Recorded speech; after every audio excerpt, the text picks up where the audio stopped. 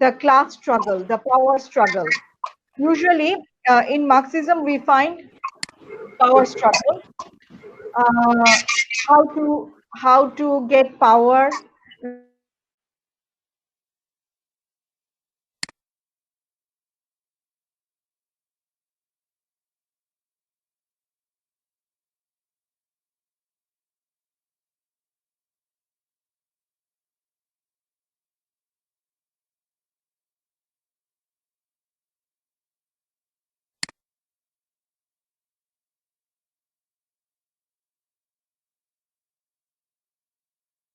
How to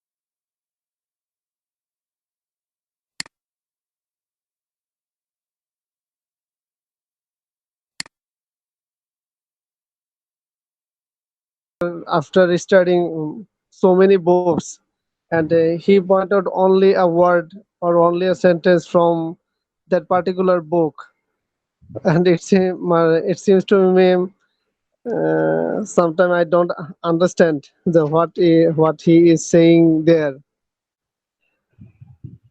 Yeah, it's very difficult to understand, no doubt about it. Okay. What do you think? Shall I discuss from post-structuralism? Ma'am, that means there are two theorists in post-structuralism we have studied so far. One Yeah, is Ron Barthes, Roland, another one is Jack Jack Derrida. Derrida. Yeah, Ronald Barthes says uh, death of a writer, end of a writer, and birth of a reader.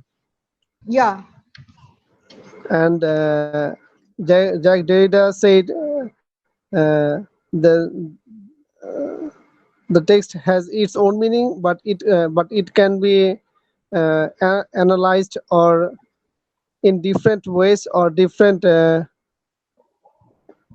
or depending different issues yeah, or breaking the meaning or it has no center, and we can impose the meaning in any particular way, and we can prove it uh, from that particular text. yeah. All right. Okay, let me just start again from post-structuralist idea that there are two major philosophers who became very influential in the field of post-structuralism, and that is also in France in the late 1960s. The two most prominent figures are Roland Barthes. One is Roland Barthes and other one is Jacques Derrida. Now, the difference can be seen by comparing two different accounts by Barthes of the nature of the narrative. One from each phase, namely the essay, The Structural Analysis of Narrative. Uh, Here, there is another book which is The Pleasure of the Text. Now, the former, the first one is the structural analysis of narrative. This is detailed, methodological, and technical. Okay. The other one, the second one, or the last one, is a series of random comments on narrative, and it is arranged alphabetically. That means the second one is The Pleasure of the Text. It is a narrative arranged alphabetically and emphasizing the randomness of the material. Now, between these two Ma'am, words, yeah, Hizbullah. are you reading from the book, ma'am? Yeah, I'm trying to explain the sentences so that Okay, you ma'am, can. ma'am, please page number. Page number is in my book, it's page 66, 65, Okay, ma'am. 66. 66, ma'am. Stop and think. No. My book is the old version. It's post-structuralism, life on a decentered planet. Life on a decentered planet. Okay, ma'am. Okay, ma'am. I got it, ma'am.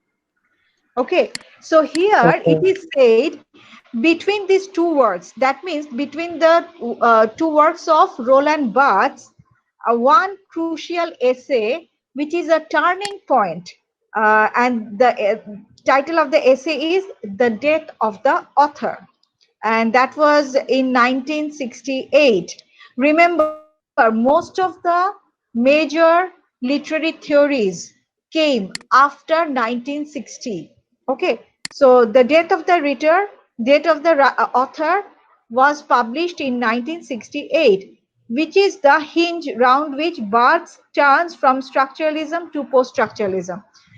As I said, or as we know, that Roland Barthes was initially a structuralist, But after writing The Death of the Author, he shifts from structuralism to post-structuralism, because in this essay he announces the death of the author, which is a rhetorical way of asserting the independence of the literary text. Death of the author means author has nothing to do with the text. Shakespeare wrote King Lear, but now Shakespeare doesn't have anything to do with King Lear. Now it is the reader is analyzing it from his own perspective. So that is the death of the author, which is a rhetorical way of expressing the independence of the literary text. And that also shows immunity to the possibility of being unified or limited by any notion of what the author might have intended or crafted into the work. That means whatever the writer has it in mind, that is not a big issue. Perhaps, for example, if Shakespeare has written King Lear, keeping in mind Lear as a father, the relationship between father and daughter, if he has it in mind, we don't care. As a reader, I what I think is appropriate is how I am analyzing the text. Maybe Shakespeare wrote it to show the relationship between father and the daughters, but my perspective is not like that. My perspective is how I can associate it with class struggle, or how women are portrayed in that drama. So that means it can be analyzed from the perspective of feminism. So this is my perspective. My perspective means reader's perspective. So that is what is the death of the author and birth of the reader.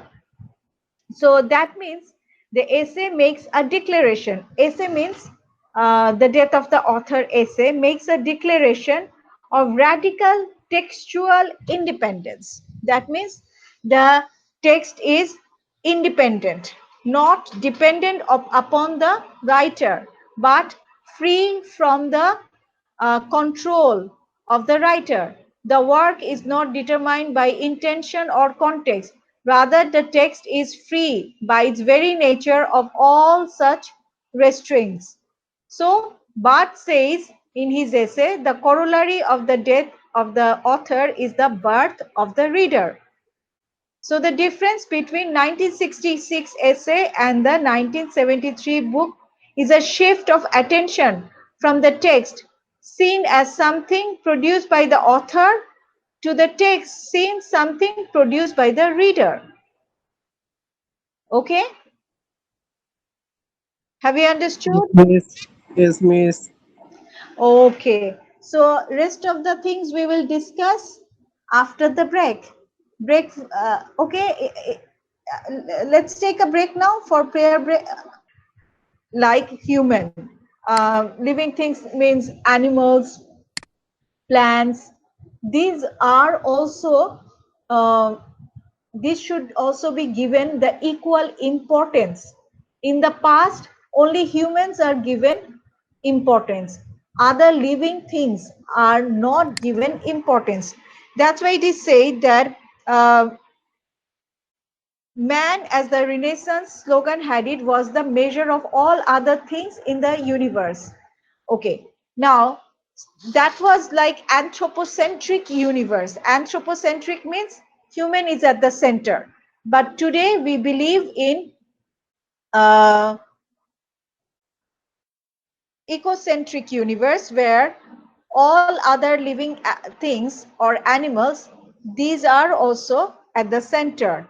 Now that is decent. If we look at the theory of Derrida, it is decentered. Now, Western norms of dress, white norms of dress, behavior, architecture, intellectual outlook, and so on, provided a firm center against which deviations, aberrations, variations could be detected and identified as other and marginal. This is known as Eurocentric view. In the past, it is believed that Europe is the civilized continent. That means the European countries are civilized countries.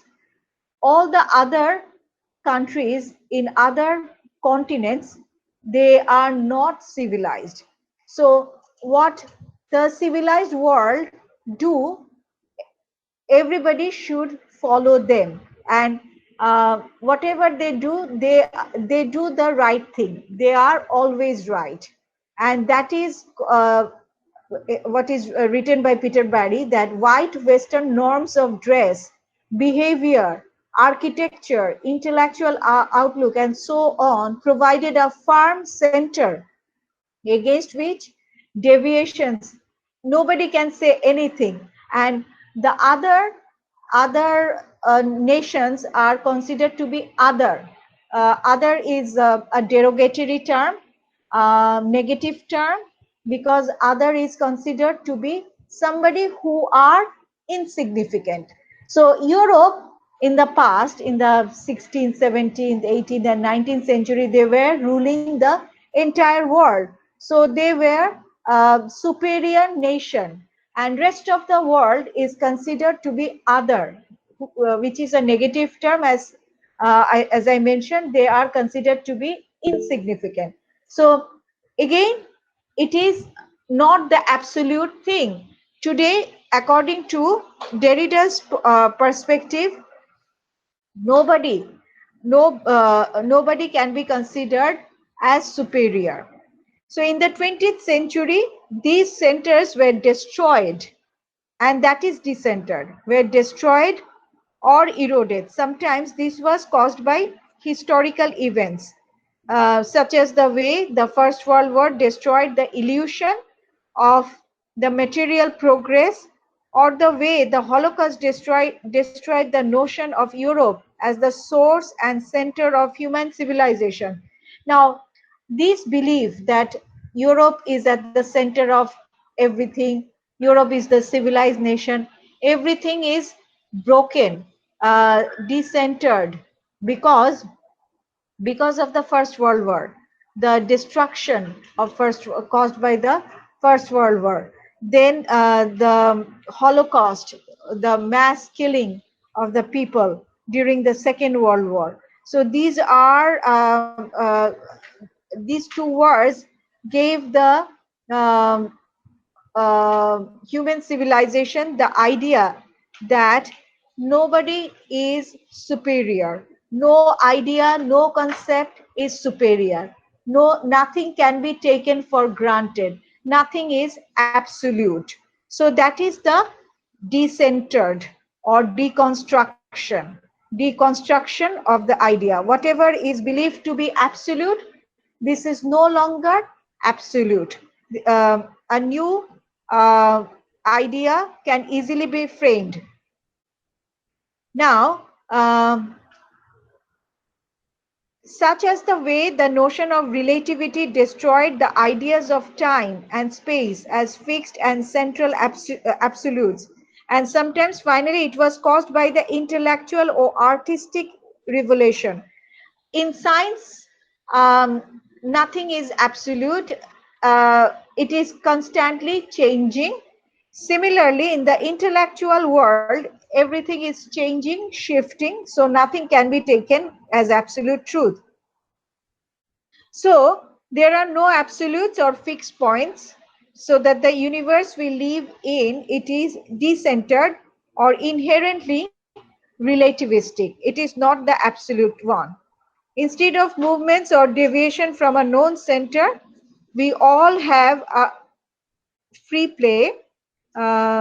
In the lecture, Derrida tries to show that decentered universe of free play as liberating, just as Barthes mentioned it in The Death of the Author, that celebrates the death of the writer and the birth of the reader. the consequence of this new decentered universe is impossible to predict, but we can say that this is possible, because if we have the courage, the implication will we will enter this new Nietzschean universe where there are no guaranteed facts, only interpretation. There is nothing, your interpretation, my interpretation, so nothing is absolute. No theory is absolute. Nothing should be permanent. Nothing is everything.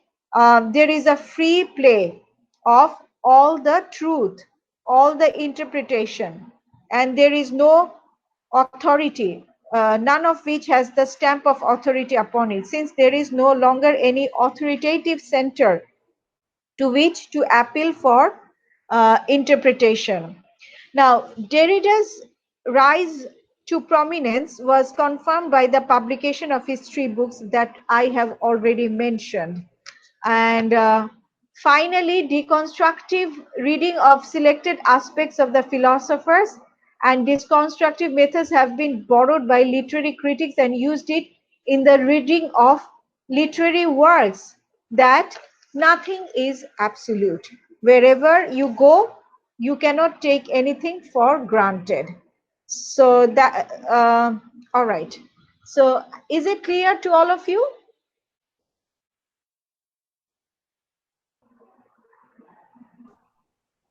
এই কারণে তার আশেপাশের জগৎকে নিজের অজান্তেই হোক অথবা জেনেই হোক তাকে ক্ষতি করছে, যেরকম তার পরিবেশকে ক্ষতি করছে, অ্যানিমাল গুলাকে ক্ষতি করছে।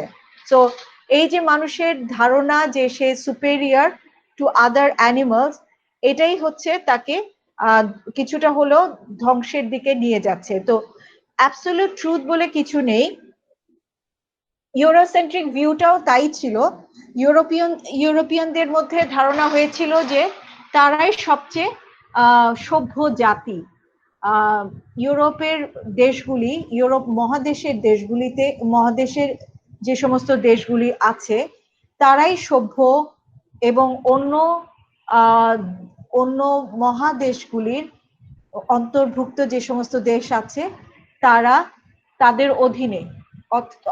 দ্যাট মিনস তারা যেহেতু সভ্য, তারা সুশিক্ষিত, তার পরিবেশের একটা প্রভাব তারা অন্য দেশগুলির উপর চাপিয়ে দিচ্ছিল। সেই ধারণাটাকে ভুল প্রমাণ করলো ডেরিডার এই থিওরিটা, যে ডিসেন্টার্ড ইউনিভার্স, এবং এটা হচ্ছে ডিকনস্ট্রাকশনের মধ্যে। এতদিনের ডিকনস্ট্রাকশন মানেই হচ্ছে এতদিনের প্রতিষ্ঠিত ধারণাকে ভেঙে এটাকে নতুন ভাবে গড়ে তোলা, আর ধারণাগুলি দেওয়ার ক্ষমতা আছে। অ্যাবসলিউট বলে কিছু নেই, ফিক্সড বলে কিছু নেই, সবকিছুই রিলেটিভ। রিলেটিভ মানে হচ্ছে আপেক্ষিক, হতেও পারে নাও হতে পারে। আজকে পাশ্চাত্য নিজেদেরকে শ্রেষ্ঠ দাবি করলেও সেটা ঠিক নয়, প্রাচ্যের অনেক ধারণাও শ্রেষ্ঠত্বের দাবি রাখে। সুতরাং সব ধারণাগুলাকে সমানভাবে গ্রহণ করতে হবে।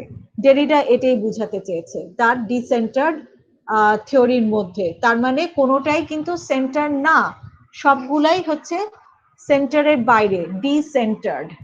সব সেন্টার মানেই হচ্ছে মূল কেন্দ্র।